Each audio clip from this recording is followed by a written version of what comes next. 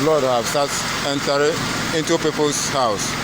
For just 15 minutes raining, just 15 minutes raining. You can see people trying to secure their shops from flood coming out from University of Nigeria and Nsukka.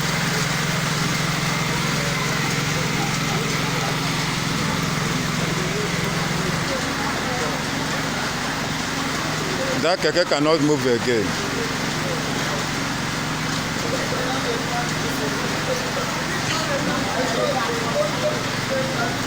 Flood has entered inside the engine. You can see the young man struggling in order to make things work out.